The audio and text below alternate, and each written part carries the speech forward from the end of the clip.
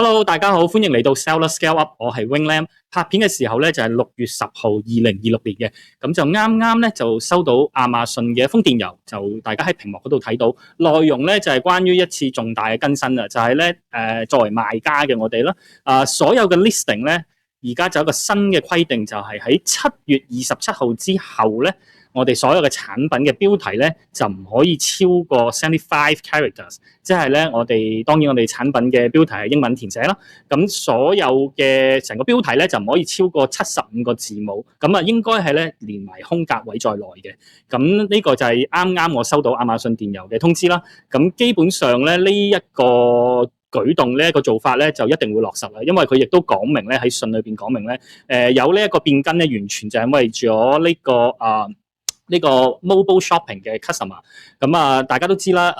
其實今時今日咧就大部分有超過60% 嘅亞馬遜上高銷售咧，都係嚟自於一啲購物者係使用佢哋嘅手提電話啦，又或者 iPhone 呢個 iPad 啦，呢啲行動裝置咧，咁就喺亞馬遜個平台上高去購物嘅。咁由於呢一個喺呢個 mobile device 上高咧展示嘅版位係有限咧，咁所以為咗呢個顧客嘅體驗着想，咁大家都知道啦，亞馬遜從來都係最注重於顧客嘅整體購物體驗嘅。咁為咗呢一個體驗着想咧，所以咧就必須要去實施呢一個改革啦。咁改咗之後咧，咁大家嘅產品圖片連埋你嗰個產品嗰個標題咧，就可以你個標題成個標題就可以完整咁展示出嚟，俾購物嘅買家去睇到究竟佢哋而家睇緊嘅一個產品係咩回事。咁當然佢呢度咧就亦都有順帶講埋啦，亦都算係一種安撫嘅形式，安撫緊我哋 seller 我哋嘅賣家，就係話 item highlight provide an additional 125 characters for sharing materials or recommend use case。咁就係有講到咧就。除咗呢個產品嘅標題之外啦，咁亦都會有 highlight 嘅一部分咧，就係可以俾我哋填翻有125個英文字母嘅空間上去，就可以highlight 翻話俾呢個買家睇究竟呢一個產品再詳細啲咁講係咩回事。咁而 highlight 嗰部分咧就會喺呢個標題底下嘅，咁當然實質出嚟個版面會係點樣咧？我哋就要7月27號之後先至會知道係咩回事啦。咁現階段而家喺呢段時間裏邊咧，我哋可以做啲咩咧？咁亞馬遜亦都有講過咧，就係話我哋可以去翻我哋嗰個 Seller Central 入邊啦，去翻我哋嗰個 Inventory 個版面入邊啦。咁首先如果大家去翻 Inventory 個版面入邊咧，你就可以撳3個 dot 呢度啦。咁撳咗呢度咧，就去更改我哋嘅 listing 啦 ，edit listing 啦，然之後就去到一個 listing 之後咧，喺左手邊有 enhance listing 呢度，係呢個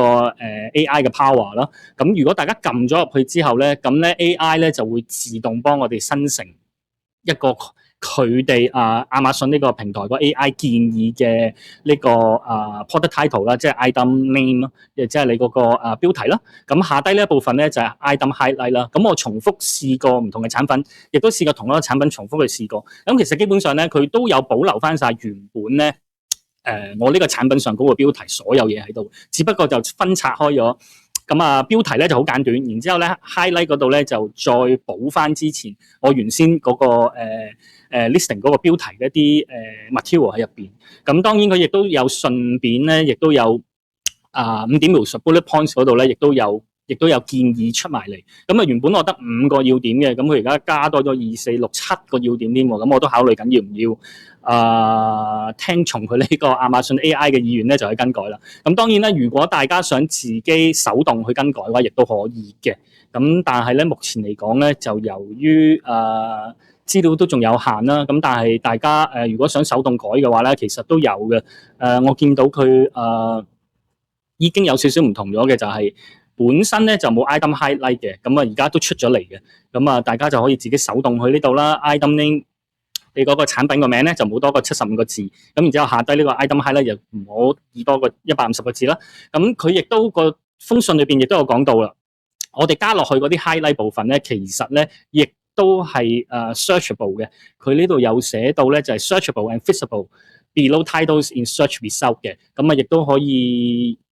變相話俾我哋 seller 聽，你唔需要擔心，因為少咗位去寫一啲關鍵詞，而導致你嗰個產品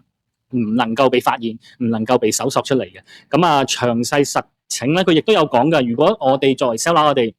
乜都唔做嘅話咧，咁7月27號之後咧，任何超過75個 character 嘅 listing 嗰個 title 咧就會被 AI 嘅 recommendation 自動去慢慢修改嘅。咁另外大家可以考慮到另外一個因素咧，就係